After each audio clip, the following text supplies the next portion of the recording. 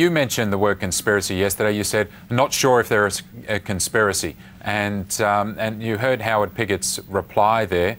Was this your fault? Oh, we don't believe so at all. We believe we handed in the correct documentation. I've got a copy of it here, and it simply states by the naval architect that we engaged that the modification work meets the minimum standard. So I think they're trying to manipulate the words around to make it more difficult for us to actually comply to their particular wording. There's a lot of boats in the fleet that aren't designed to exactly to the wording of the ABS guide. So unfortunately we just happened to be targeted this year. So you had the letter from the naval architect. Was that disputed? I think what they were really saying was the wording wasn't how they would like it to be. That in the notice of race it says that they need something saying that the design had been carried out in accordance with the ABS guide, and the naval architect that we engaged said that the modification works fall within the minimum scope of the ABS guide.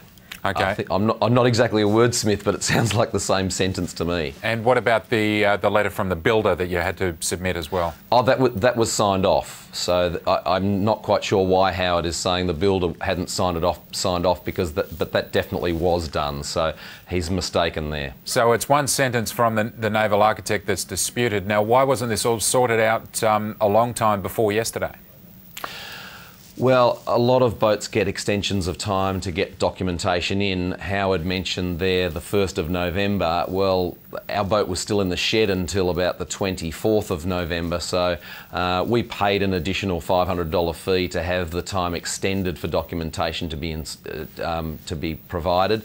And obviously we appreciate the time to be able to have it extended up to 3 hours before the race, but I was only told on on Christmas Eve that the wording of this needed to be slightly modified, and there's just simply not enough time to have the naval architect that's also competing in the race actually modify the words to their satisfaction. That seems like it wouldn't take too long at all if everyone's in Sydney. Well, the problem is the naval architect's in Hobart. I was actually in northern Tasmania with family, and people are all over the place. So right. It's a difficult situation at this time. Obviously, it would have been preferable to have it done earlier, but we had this document checked by a rules expert, and he said that the wording met the requirements under the notice of race. So we were very happy with the document as it stood. Yeah, well, it's really hard to work out. I mean, you say that the race director might have something against large boats, but it's hard to dispute what Howard Piggott told us a little while ago, that big boats, star performers like Wild Thing, are really good for the race. So why do you say that they've got something against the Super Maxis? Well, I think this particular race director's a serial offender of having a go at the big boats. It's been 3 years in a row now. 2 years ago, he had a go at supposedly Wild Oats not radioing in at Green Cape. The whole race is taped. In fact, it was Loyal that didn't radio in at Green Cape.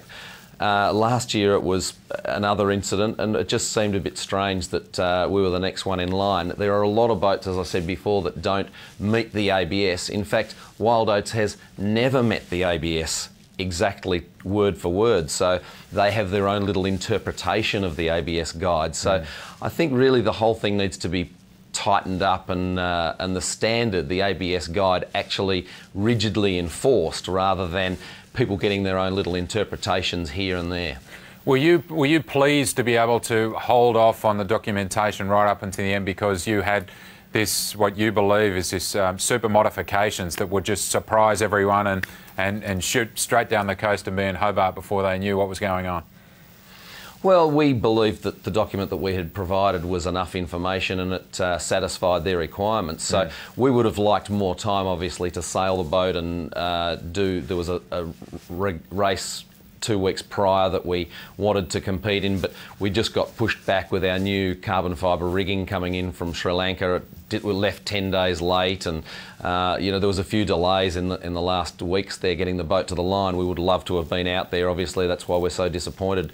A fantastic weather forecast for our boat, which really suits reaching and running conditions, which is obviously what they're going to have today. So we'll have to wait until next year to have another crack at them. And I read that you might be thinking of taking for a spin anyway and having a go at the overall race record. Is that something you think? You've got this great Ferrari in the garage you can't drive at the moment.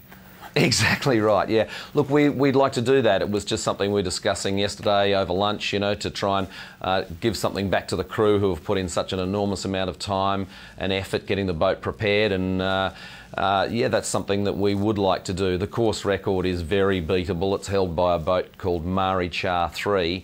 It's about half an hour faster than Wild Oats' record, so we might wait for an appropriate weather window in the next week or two and have a crack at that.